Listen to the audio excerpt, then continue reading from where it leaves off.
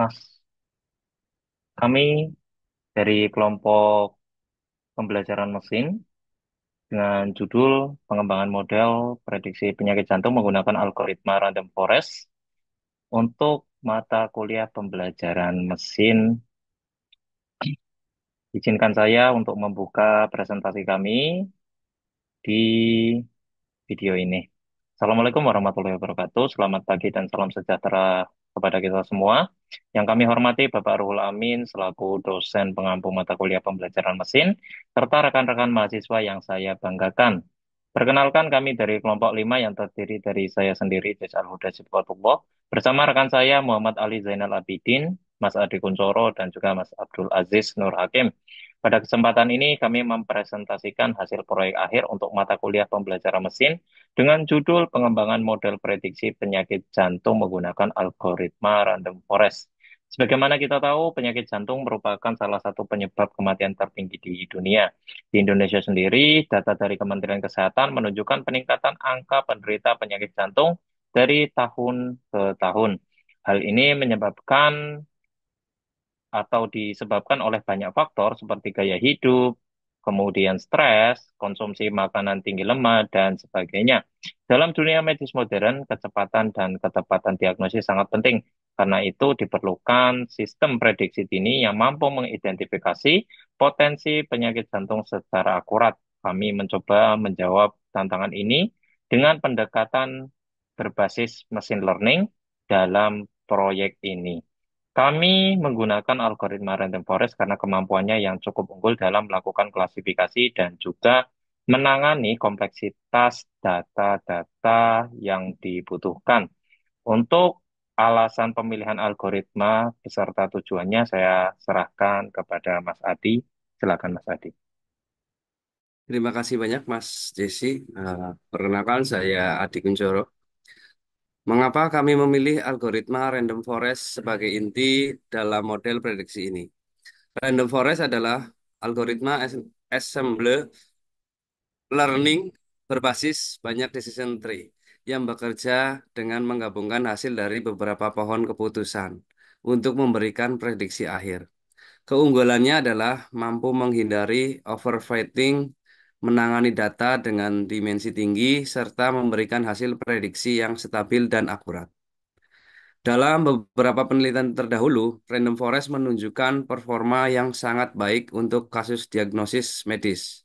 Bahkan dalam penelitian oleh Ridwan dan kawan-kawan tahun 2024, algoritma ini berhasil mencapai akurasi hingga 99,5% untuk prediksi penyakit jantung, mengungguli algoritma lain seperti gradient boosting dan naive Bayes. Selain itu, kami juga menerapkan teknik balancing data menggunakan Smoothen untuk mengatasi masalah ketidakseimbangan data antara pasien yang sehat dan pasien yang sakit. Hal ini penting agar model tidak bias terhadap kelas mayoritas. Adapun tujuan dari penelitian ini mencakup mengembangkan model prediksi penyakit jantung yang efektif dan efisien dengan algoritma random forest. Melakukan pre-processing data untuk memastikan kualitas input ke dalam model. Selanjutnya, melakukan tuning hiperparameter menggunakan grid search CV untuk meningkatkan performa model.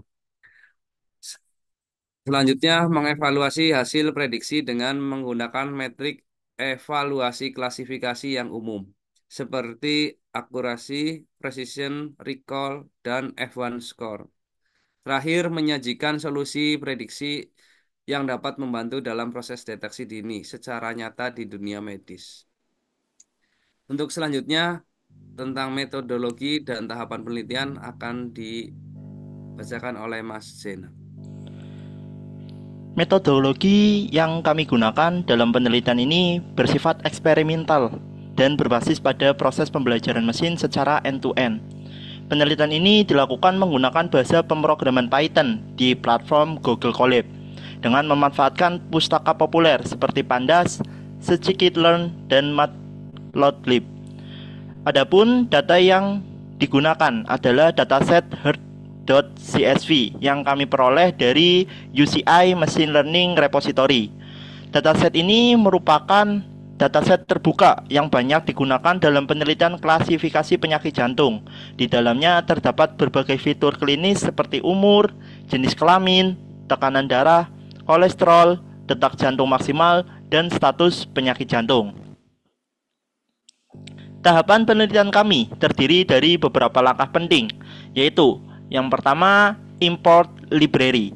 Kami memulai dengan mengimpor berbagai pustaka pendukung, termasuk untuk manipulasi data, visualisasi, dan pemodelan. Yang kedua, pre-processing data. Pada tahap ini kami menghapus duplikat, menangani nilai ekstrim dengan metode IQR, mengubah fitur kategorikal ke bentuk numerik dengan one hot encoding, dan menstandarisasi data numerik agar memiliki skala yang sama menggunakan standar scalar. Yang selanjutnya, pembagian data. Data dibagi menjadi data latih dan data uji dengan rasio 70:30 agar model dapat diuji pada data yang belum pernah dilihat. Yang selanjutnya, pemodelan awal. Model awal dibangun menggunakan Random Forest Classifier. Model ini dilatih pada data training dan diuji pada data testing untuk mendapatkan hasil awal sebelum dituning. Yang selanjutnya ada optimasi hyperparameter. Kami menggunakan Grid Search CV dengan parameter scoring berupa recall karena recall sangat penting dalam diagnosis medis. Parameter yang diuji meliputi N estimators, max depth, mean sample split, dan mean sample leaf. Yang terakhir, evaluasi akhir. Setelah mendapatkan parameter terbaik, model diuji ulang dan evaluasinya dibandingkan dengan hasil awal untuk melihat peningkatan performa. Untuk selanjutnya, hasil evaluasi model dan kesimpulan akan dibacakan oleh Mas Aji. Oke, terima kasih untuk Mas Ali. Di sebelumnya, perkenalkan, saya Felis Nur Hakim akan presentasikan hasil evaluasi model dan kesimpulan. Setelah semua tahapan selesai dilakukan, kami mendapatkan hasil yang cukup memuaskan.